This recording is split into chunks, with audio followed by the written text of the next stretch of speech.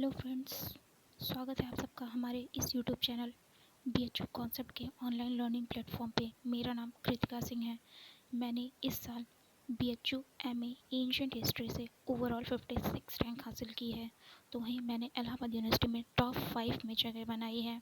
मैं इसके साथ ही साथ मैं एक UPSC एस्पिरेंट्स हूँ। मैं आप सबको BA के प्रवेश परीक्षा के लिए मैं आप सबको इतिहास और राज्य व्यवस्था से संबंधित विषयों को बताऊंगी, उनको समझाऊंगी, उनको पढ़ाऊंगी और उनसे संबंधित किताबों को भी मैं आपको बताऊंगी कि आपको कहाँ से मिल सकते हैं। मैं आज की क्लास सिर्फ आपको इंट्रो तक ही रखूंगी, क्योंकि ये इंट्रो की क्लास है। मैं आपको बताऊंगी कि कैसे कैसे क्या क्या चीज़ पढ़ना है। मैं एक UPSC एस्पिरेंट्स हूँ, तो सिर्फ मैं आपको BA तक ही नहीं सीमित करूँगी, सिर्फ प्रवेश परीक्षा तक ही नहीं बताऊँगी। मैं आपको इससे ज़्यादा के सब बताऊँगी, इससे ज़्यादा के विषयों से संबंधित कहूँगी। आप उसमें इतिहास के और इसके साथ साथ राज व्यवस्था के प्रश्नों को आप स्टेट पीसेस तक सॉल्व कर सकते हैं। अगर स्टेट पीसेस में 10 क्वेश्चन अगर इतिहास से पूछा जाता है, तो आप 5 क्वेश्चन करने की स्थिति में रहेंगे। ऐसा रहेगा राज व्यवस्था तक के 5 क्वेश्चन आप करने की स्थिति में रहेंगे। ऐसा रहेगा आपको। मैं आपको सिर्फ बताऊंगी नहीं, मैं आपको दिखाऊंगी भी कि कैसे कैसे प्रश्न पूछे जाते हैं। अगर मैं बनारस आती हूँ, तो मैं आप सबको दिखाऊंगी कि कैसे कैसे प्रश्न पूछे जाते हैं। चलिए, इसी के साथ साथ हम आपका इतिहास से संबंधित इतिहास के जो विषय हैं उनसे रूबरू करवाती हूँ। इतिहास एक साक्ष्य का विवरण है।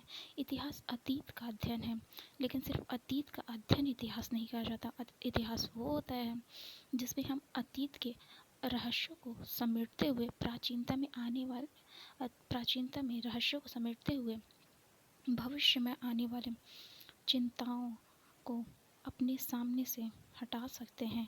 इतिहास वो होता है कि जिसमें हम आने वाले पीढ़ियों को समझा सकते हैं, उनको किसी भी स्थिति में किसी भी दुर्घटना से बचाने के लिए भी उनको हम बता सकते हैं। ऐसा होता है इतिहास। इतिहास पढ़ने का सिर्फ ये नहीं अर्थ होता है कि इतिहास भी पढ़ें, उसको एग्ज़ाम के पॉइंट ऑफ व्यू से इम्पोर्टेंट नहीं होता है। एग्ज़ाम के पॉइंट ऑफ व्यू से तो इम्पोर्टेंट होता ही होता है। आप उसको समझें, उसमें क्या दिया हुआ है उसको। इसी के साथ साथ आइए हम अपने टॉपिक की तरफ मूव करते हैं। हमारे इतिहास में जो पहला टॉपिक होगा, इससे पहले मैं आप सबको एक और बात बता देना चाहती हूँ कि आप सब में अगर CUCET हो या ना हो, अगर होगा भी UGC के अगर गाइडलाइंस के तहत अगर होगा भी, तो भी आप उसमें ये प्रश्न को कर सकने के स्थिति में रहें। ऐसा रहेगा आपका। तो मैं सबसे पहले मैं आपको ये बताना चाहूँगी कि आप जितना भी मैं बताऊँ, आप उसको अच्छे से पढ़ें, अच्छे से समझें, क्योंकि इतिहास को आप अगर अच्छे से पढ़ेंगे तो आप अगर 12th के बाद आप ग्रेजुएशन UG करने जा रहे हैं, तो आप इतना तो ज़रूर ही देखेंगे कि 12th के बाद भी कई सारे वैकेंसीज़ आते हैं, और जिसमें आपके इतिहास, राज व्यवस्था, भूगोल वगैरह वगैरह से पूछे जाते हैं प्रश्न। तो इतिहास से भी काफ़ी अच्छा खासा प्रश्न पूछा जाता है। राज व्यवस्था से, पॉलिटी से भी अच्छा खासा प्रश्न पूछा जाता है। तो आप सब उसको ज़रूर करें, इस स्थिति में रहें कि आप उसको कर सकने की स्थिति में रहें। तो मैं आप सबको बताऊंगी। आइए हम अपने टॉपिक की तरफ बढ़ते हैं। जो हमारा पहला टॉपिक होगा वो मानव का उद्विकास होगा, ह्यूमन इवोल्यूशन होगा, मानव का उद्विकास होगा। हम पाषाण काल में पहुँचेंगे। पाषाण काल उसे पाषाण काल इसलिए कहा जाता है क्योंकि उस युग में पत्थरों का ही प्रयोग किया गया। उस युग में आप कोई धातु नहीं पाएंगे, इसीलिए उस काल को पाषाण काल कहा जाता है। पाषाण काल को भी मुख्यतः 3 भागों में बांटा जाता है: पूर्व पाषाण काल, मध्य पाषाण काल और नव पाषाण काल। जिसमें से पूरा पाषाण काल जो एक रहता है, पूरा पाषाण काल में मानव द्वारा आखेटक एवं संग्रह का कार्य किया जाता है उसके द्वारा। और आप जब मध्य पाषाण काल में पहुंचेंगे तो पाषाण काल एक पूरा पाषाण काल और नव पाषाण काल के बीच का एक ट्रांजिशन का फेज़ रहता है, एक संक्रमणकालीन परिस्थिति रहती है, जिसमें उसमें काफ़ी सारी घटनाएं घटित होती हैं। वो जो घटनाएं होती हैं उसमें आप देखेंगे मैमथ एक हाथी होता है, हाथी जिसमें आप मूवीज़ में देखे होंगे, जिनके बड़े बड़े दांत होते हैं, वो सब खत्म होते हैं। छोटे छोटे जीव जंतुओं, पौधों, इन सब का विकास होता है, चूहे का, इन सब का होता है। तो आप देखेंगे ये एक संक्रमणकालीन फेज़ है। आप देखेंगे कि अनाज इसी समय होने लगते हैं। लेकिन जो सर्वमान्य अवधारणा है वो है नवपाषाण काल में। नवपाषाण काल में आप देखेंगे कि जो अनाज वगैरह रहते हैं उन सब की पुष्टि होने लगती है। तो इसीलिए कहा जाता है कि ये नवपाषाण काल का ही दिन है। उसके बीच आएगा, उसके बाद आएगा ताम्रपाषाण काल। ताम्रपाषाण काल, जो ताम्रपाषाण काल, इसमें सर्वप्रथम मानव द्वारा जिस धातु का प्रयोग किया गया था वो था तांबा यानी कॉपर। इसीलिए ताम्रपाषाण काल को नवपाषाण काल एवं हड़प्पा सभ्यता के बीच का एक संक्रमणकालीन फेज माना जाता है। आप सबको आज मैं सिर्फ इंट्रो के तहत बता रही हूँ। फिर इसके बाद आएगा आपका हड़प्पा सभ्यता। हड़प्पा सभ्यता को प्रथम नगरीय सभ्यता भी कहा जाता है और इसे कांस्य युगीन सभ्यता भी कहा जाता है। कांस्य युगीन सभ्यता भी कहा जाता है। इसमें सर्वप्रथम प्रथम नगरीय सभ्यता, हम इसमें इसका विस्तार देखेंगे, इसकी खोजकर्ता देखेंगे, इसके प्राप्ति स्थल देखेंगे। इसके प्राप्ति स्थल देखेंगे, ये आपके रहेंगे। फिर आपके आएंगे और उसमें पाएंगे मुख्य साक्ष्य क्या क्या थे। आप देखेंगे कि बहुत बार क्वेश्चन ये सब पूछे गए हैं आपके, जैसे लोथल जैसे बंदरगाह है वो पूछा गया है। हड़प्पा सभ्यता में नृत्य करती हुई लड़की वो पूछा गया है। स्नानागार पूछा गया है, अनाज पूछे गए हैं। तो ये सब चीज़ें हैं। कौन सा स्थान कहाँ है राजस्थान में, जैसे कालीबंगा है, हरियाणा, पंजाब, इन सब क्षेत्रों में इसका विस्तार रहा है, तो वो पूछा जाएगा आपसे। इसके बाद हम पढ़ेंगे वैदिक काल, वैदिक पीरियड। अब वैदिक पीरियड को हम मुख्यतः दो भाग में बांट के देखेंगे। वैदिक पीरियड को मुख्यतः दो भागों में बांट के देखेंगे। पहला रहेगा ऋग वैदिक और दूसरा रहेगा उत्तर वैदिक काल। ऋग वैदिक काल में हम ये देखेंगे कि उस समय का समाज कैसा था। आपसे भी इस पर प्रश्न पूछा गया है कि समाज कैसा था, तो समाज उसमें कर्म आधारित था। समाज में विभेदीकरण नहीं था, समाज में सब एक बराबर थे। जिस प्रकार से तुलनात्मक रूप में जिस प्रकार से उत्तर वैदिक काल में बहुत ज़्यादा कुरीति आ गई थी, उस प्रकार ऋग वैदिक काल में नहीं था। ऋग वैदिक काल में लोगों का स्थायी जीवन नहीं था। ऋग वैदिक काल का जो क्षेत्र था वो सप्त सैंधव क्षेत्र था। फिर इसके बाद आप देखेंगे उत्तर वैदिक काल। उत्तर वैदिक काल में कई सारी कुरीतियाँ आ जाती हैं। उत्तर वैदिक काल में जाति वर्ण का विभेद हो जाता है, ब्राह्मण क्षत्रिय वैश्य शूद्र का कॉन्सेप्ट आ जाता है। और इसमें आप देखेंगे कि उनकी जो सामाजिक जीवन थी वो भी काफ़ी दयनीय हो गई थी। महिलाओं के प्रति दयनीय हो गई थी, शूद्रों के प्रति दयनीय हो गई थी। ब्राह्मण अपने आप को सर्वश्रेष्ठ समझते थे, आप इसमें पढ़ेंगे। फिर आप देखेंगे जो इनका क्षेत्र विस्तार था, इनका क्षेत्र विस्तार गंगा यमुना के दोआब वाले क्षेत्र में आ गया था। ये पूर्व में, जिनको भी थोड़ा बहुत भूगोल का नॉलेज होगा वो उनको पता होगा, सप्त सैंधव से पूर्व में बढ़ने पर गंगा यमुना का दोआब वाला क्षेत्र, दोआब क्षेत्र को कहते हैं, जहाँ दो नदियों का संगम होता है। जैसे दो नदियों के बीच के मिलन स्थल, जैसे उत्तर प्रदेश हमारा गंगा यमुना के दोआब वाले क्षेत्र में है। यहाँ की मिट्टी आप देखेंगे उपजाऊ है। तो ये क्षेत्र होता है दोआब का क्षेत्र। और इसके बाद आप देखेंगे इसी समय उत्तर वैदिक काल में ही भारत में सबसे पहले लोहे का प्रयोग किया गया। सबसे पहले लोहे का प्रयोग उत्तर वैदिक काल में, अगर आपसे प्रश्न पूछा जाता है उत्तर वैदिक काल में सबसे पहले लोहे का प्रयोग किया गया था। इससे पहले मानव धातु को जानते थे, लेकिन लोहा का परिचय मानव का अब हुआ था उत्तर वैदिक काल में। उत्तर वैदिक काल में व्याप्त कुरीतियों के ही खिलाफ तराई वाले क्षेत्र में, उत्तर प्रदेश के तराई वाले क्षेत्र में आप देखेंगे दो महान संप्रदाय या दो मुख्य संप्रदाय जो हमें आज भी देखने को मिलते हैं, बुद्ध और जैन का उदय होता है। इन्हीं के खिलाफ जितना ब्राह्मणों ने इतना ज़्यादा, उस समय के ब्राह्मणों ने इतना ज़्यादा खुद को सर्वश्रेष्ठ बताने के लिए और सबके साथ काफ़ी ज़्यादा अत्याचार किया। खुद को सर्वश्रेष्ठ बताने के लिए ब्राह्मणों ने कहा कि एक 10 साल का ब्राह्मण 100 क्षत्रियों से भी श्रेष्ठ है। तो उसी के खिलाफ बुद्ध और महावीर स्वामी ने ये बातें उठाई। बुद्ध और महावीर स्वामी ने कहा कि ऐसा नहीं है। उन्होंने इसके खिलाफ बातें की। आप बुद्ध काल पढ़ेंगे, बुद्ध के बारे में पढ़ेंगे, जैनियों के बारे में पढ़ेंगे, तो आप देखेंगे कि उन्होंने इन सब के खिलाफ बात की। और बुद्ध ने जितनी व्याप्त बुराइयां थी, फिर आप इसके बाद मगध महाजनपद पढ़ेंगे, 16 महाजनपद पढ़ेंगे, उनके राज्य पढ़ेंगे, उनके राजधानियों के नाम पढ़ेंगे। जब आप ये सब पढ़ते हैं तो उसी में आप पढ़ेंगे कि मगध का उदय, जब मगध का की 16 महाजनपद थे, तो उसमें एक मगध ही ऐसा क्यों था जिसमें मगध का ही उदय हुआ और बाकी उसके पीछे क्यों छूट गए। तो मगध का आप उत्कर्ष पढ़ेंगे। उसके भी काफ़ी कारण रहे हैं। जैसे जो मगध का क्षेत्र है बिहार, वो 4 नदियों के संगम पे था। तो उसकी जो पहली राजधानी तो उसकी राजगिरी थी, जो 4 पर्वतों से घिरी थी। बाद में उसकी जो पाटलिपुत्र राजधानी बनती है, वो भी नदियों से 4-5 नदियों से घिरी हुई थी। पटना, आज में जिसको पटना बोलते हैं, वो 4-5 नदियों से घिरी हुई थी। तो वो आप पढ़ेंगे।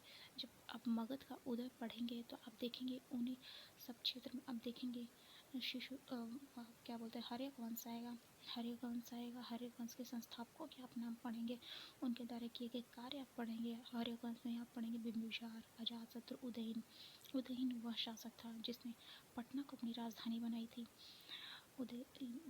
हर्यक वंश के बाद हर्यक वंश को पितृहंता वंश भी कहा जाता है, क्योंकि जो ये वंश था, इसने पितृहंता वंश इसलिए कहा जाता है कि इसके आने वाले प्रत्येक राजा अपने पिता की हत्या करके ही गद्दी प्राप्त किए थे। चाहे अजातशत्रु ने किया था अपने पिता बिंबिसार का, फिर अजातशत्रु की हत्या कर देता है उदयन। तो ऐसे आप पढ़ेंगे। फिर इसके बाद नाग वंश आता है, शिशुनाग एवं कलाशोक आप पढ़ेंगे। और इसके बाद आप पढ़ेंगे नंद वंश पढ़ेंगे। तो इनके द्वारा किए गए प्रमुख कार्य, इनके समकालीन प्रमुख घटनाएं आप पढ़ेंगे। जैसे अजातशत्रु ने प्रथम बौद्ध संगीति आयोजित करवाई थी, वो आप पढ़ेंगे। और फिर आप पढ़ेंगे कि नंद वंशों में आप पढ़ेंगे कि काफ़ी नंदवंश, जैसे पहले नंदवंश महापद्मनंद को आप पढ़ेंगे, घनानंद को आप पढ़ेंगे। घनानंद के ही समय में भारत में विदेशियों ने आक्रमण किया था, जिसमें आप सिकंदर का नाम जानते हैं, अलेक्जेंडर सिकंदर, उनको आप पढ़ेंगे।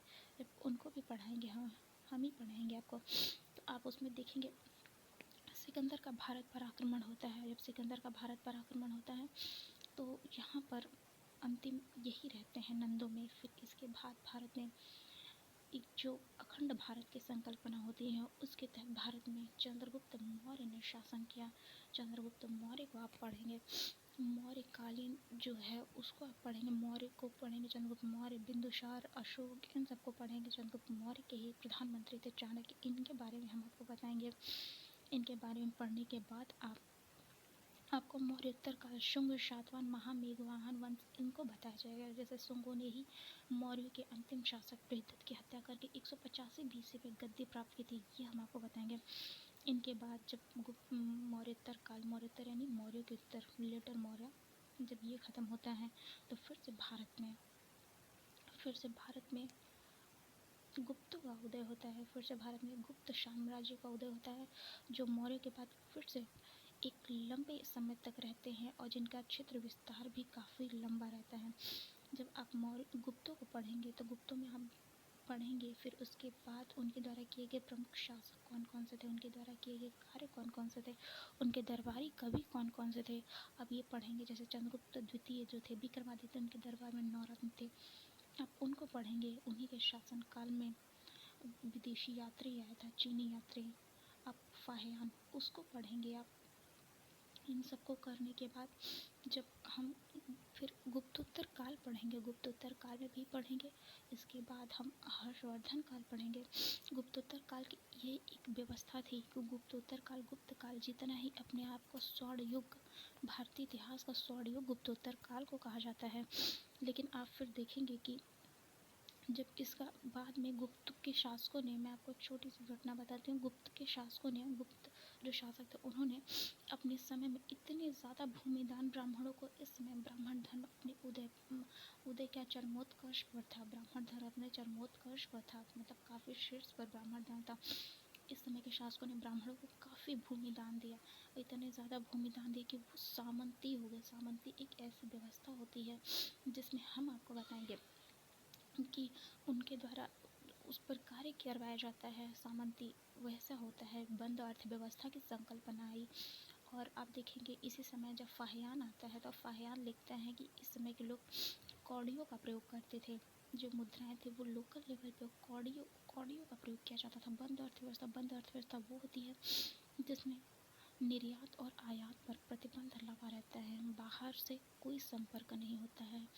ये है आपका गुप्तोत्तर काल में पतन शुरू हो जाता है। और इस समय राजपूत काल आप पढ़ेंगे, उसके बाद दक्षिण भारत का इतिहास हम आपको पढ़ाएंगे, संगम साहित्य हो या चोर चीर पांड्य शासकों का इतिहास हो, वो हम आपको पढ़ाएंगे। आप इन सब से भी आप पिछले साल पूछे गए प्रश्नों को आप देख सकते हैं। इसी के साथ साथ जब इन सब का पतन शुरू हुआ रहता है गुप्त काल में, आप देखेंगे कि इसी के साथ साथ धीरे धीरे भारत में बाहरी विदेशी आक्रांताओं का आक्रमण शुरू हो जाता है। विदेशी आक्रांताओं के आक्रमण में आप सबसे पहले देखेंगे कि भारत में सबसे पहले विदेशी आक्रांता तो आए, लेकिन जो मध्यकाल में आए वो अरबी लोग थे, अरब से थे। उन्होंने बात ये थी कि सिंध का शासक, तत्कालीन सिंध का शासक दाहिर था। जो विदेशी आक्रमणकारी थे उनके आने का मुख्य कारण तो एक इस्लाम का उदय भी हो चुका था, इस्लाम का उदय हुआ था, तो उसके प्रचार प्रसार के लिए उन्होंने यहाँ पर प्रवेश किया। और दूसरा ये था कि उनको भारत की धन संपदा को भी लूट कर ले जाना था। और एक तीसरा ये था जो तत्कालीन कारण बना, तत्कालीन यानी तुरंत का कारण बना, वो था अरब के शासक का जो इधर सिंध वाला क्षेत्र है उधर उनका जहाज़ का लूट लिया जाना। तो वो वहाँ के शासक से बोले, दाहिर जो थे उनसे बोले कि आप हमारे जो जहाज़ को लूटे हैं उन डाकुओं को आप हमें सौंपिए। तो वो बोले कि नहीं, हम ऐसा नहीं कर सकते, ये हमारे अधिकार क्षेत्र में नहीं आता। तो उसी पर वो गुस्सा हुआ था। सबसे पहले तो उन्होंने 711 ईस्वी में आक्रमण किया जो कि सफल नहीं रहा। फिर 712 में मोहम्मद बिन कासिम के नेतृत्व में आक्रमण होता है भारत पे, जो कि सफल होता है। यहाँ पर ध्यान देने वाली बात यह है ये है कि मोहम्मद बिन कासिम ही वो एक पहला ऐसा आप बोल सकते हैं कि व्यक्ति था जिसने भारत में जजिया जैसे कर को लागू किया। जजिया जैसे कर उसने अपाहिज को और उसने ब्राह्मणों को जजिया से छूट दी थी। और लेकिन जजिया को सबसे पहले इसी ने लागू किया था, यानी मोहम्मद बिन कासिम ने। जब अरबियों के गए तो फिर इसके बाद आप देखेंगे भारत में गजनी के सुल्तान महमूद गजनी का आक्रमण होता है, जो 1000 ईस्वी से 1025 ईस्वी तक रहता है। और उसका 17वां आक्रमण आप देखेंगे सोमनाथ मंदिर जो गुजरात में है वहाँ पर होता है। जब सोमनाथ मंदिर गुजरात में आक्रमण करता है तो आप देखेंगे कि उसी के साथ साथ भारत में उसका एक प्रसिद्ध जो यात्री उसके साथ आया रहता है अल-बरूनी, जिसकी किताब बहुत प्रसिद्ध है, किताबुल हिंद या तहकीक हिंद। आप देखेंगे वो कई बार आपकी परीक्षाओं में पूछे गए हैं, तो आपको उनको उस किताब को नहीं पढ़ना है, लेकिन हाँ ये जानना है कि अल-बरूनी ने ही उस किताब को लिखा हुआ था। महमूद गजनी के आक्रमण को पढ़ना है। फिर इसी के लेकिन महमूद ज्ञात रहे कि महमूद गजनी का यहाँ पर रहना नहीं, वो यहाँ से धन संपदा को लूट कर लेके जाना और मध्य एशिया में अपना विस्तार करना था, उसकी ये नीति थी। वो यहाँ पर रहने के लिए नहीं आया था, जो रहने के लिए जो स्थायी रूप से रहने के लिए यहाँ पर नहीं आया था। इसके बाद आप देखेंगे गौर के सुल्तान मोहम्मद गौरी का भारत पर आक्रमण होता है और उसे ही भारत में यहाँ जो मुस्लिम लोग रह गए उसका संस्थापक जो रह गए उनका संस्थापक बोला जाता है। जब वो आता है यहाँ पे तो उसके साथ उसके कई सेनापति भी आए रहते हैं। या आप देखेंगे कुतुबुद्दीन बख्तियार खिलजी रहता है जिसने नालंदा विश्वविद्यालय को ध्वस्त किया था। इसी के साथ साथ आप देखेंगे कुतुबुद्दीन ऐबक रहता है जिसने भारत में गुलाम वंश की नींव रखी। इसी के साथ साथ आप देखेंगे जब वो यहाँ पर 1175 से 1206 तक रहता है मोहम्मद गौरी। उसी के साथ साथ जब गौरी यहाँ पर रहता है तो 1191 1192 में पृथ्वीराज चौहान से 2 लड़ाइयाँ भी हुई रहती हैं उसकी, जिन्हें तराइन का प्रथम एवं द्वितीय युद्ध कहा जाता है। जब तराइन के युद्ध के बाद मुख्यतः यही मेजर 2 युद्ध हैं आप जिनको याद कर सकते हैं। उसके बाद 1206 ईस्वी में जब ये वापस जाता है तो वापस जाने से पहले ही वापस जाता है तो इसके जो बाकी सब लोग थे उन्होंने उसका उत्तराधिकारी कुतुबुद्दीन ऐबक को बना देते हैं कि जब तक वो नहीं आते हैं तब तक आप रहिए। लेकिन वो जाता है तो रास्ते में ही उसकी हत्या कर दी जाती है। तो 1206 में ही इसको गद्दी बैठाया जाता है। 1206 में ही गुलाम वंश की नींव भारत में पड़ती है। तो 1206 में ही गुलाम वंश की नींव भारत में पड़ती है कुतुबुद्दीन ऐबक द्वारा, जो कि 1320 ईस्वी तक रहता है। 1320 ईस्वी तक रहता है। फिर आप कुतुबुद्दीन ऐबक को पढ़ेंगे, इल्तुतमिश को पढ़ेंगे, रज़िया सुल्तान को पढ़ेंगे। इसी के साथ साथ जो अंतिम रहते कैकोबाद, कैखुसरो, इन सबको पढ़ने के बाद आप देखेंगे कि भारत में खिलजी वंश, गुलाम वंश के बाद खिलजी वंश, फिर उसके बाद तुगलक वंश, सैयद वंश, लोदी वंश, जो दिल्ली सल्तनत होती है लोदियों के साथ ही समाप्त हो जाती है 1526 में। बाबर के द्वारा लड़े गए प्रथम पानीपत के युद्ध के साथ ही साथ 1526 में दिल्ली सल्तनत समाप्त हो जाती है और मुग़ल सल्तनत की स्थापना होती है। मुग़ल सत्ता भारत में स्थापित होती है जिसकी नींव बाबर रखता है। बाबर को आप पढ़ेंगे, बाबर को हम बताएंगे। फिर उसके बाद हुमायूं, अकबर, जहांगीर, शाहजहां, औरंगज़ेब तक आप यहाँ तक मुग़ल को पढ़ेंगे। और भी मुग़ल हैं लेकिन उनको उत्तरवर्ती मुग़ल कहा जाता है। जब आप यहाँ तक पढ़ेंगे तो फिर उसके बाद आप यहाँ इनका पढ़ेंगे, इनका कार्य पढ़ेंगे, इनका नाम पढ़ेंगे और इनके द्वारा कौन कौन से कार्य किए गए हैं वो सब आप जब उत्तर मुग़ल पढ़ेंगे तो आप उसमें मोहम्मद शाह प्रथम से या जिनको बहादुर शाह प्रथम भी कहा जाता है, बहादुर शाह प्रथम से आप बहादुर शाह द्वितीय यानी बहादुर शाह जफ़र तक आप पढ़ेंगे। 1857 के विद्रोह में जिनको पकड़कर हुमायूं के मकबरे यानी दिल्ली से पकड़कर उनको रंगून जो आज का म्यांमार है वहाँ भेज दिया जाता है, जहाँ उनकी मृत्यु हो जाती है। तो आप वो उत्तर मुग़ल में पढ़ेंगे। मुग़ल आपका सिर्फ 1707 तक औरंगज़ेब तक ही समाप्त हो जाता है मुख्य रूप से, लेकिन अगर आप उससे आगे पढ़ना चाहेंगे उनको उत्तर मुग़ल बोला जाता है, जो कि 1707 से 1857 की क्रांति तक है। ठीक है। फिर आप उनको उत्तर मुग़ल पढ़ने के बाद आप देखेंगे कि भारत में आधुनिक भारत के इतिहास शुरू हो जाता है, क्योंकि विदेशियों का भारत में प्रवेश शुरू हो जाता है। विदेशियों ने भारत में आना शुरू कर देता है। आना तो शुरू अकबर के ही शासनकाल कर दिए थे, क्योंकि 1600 ईस्वी में 31 दिसंबर 1600 ईस्वी में उन्होंने अपनी कंपनी स्थापित की थी और उसी के साथ साथ वो भारत में आना शुरू कर दिए थे अकबर के ही शासनकाल से। आप इतना पढ़ेंगे। जब विदेशियों का आगमन, आप विदेशियों का क्रम पढ़ेंगे कि सबसे पहले पुर्तगाली, डच, ब्रिटिश, फ्रेंच, ऐसे आप पढ़ेंगे। उनकी स्थापना कब हुई थी वो पढ़ेंगे। उनका मुख्यालय क्या था वो पढ़ेंगे।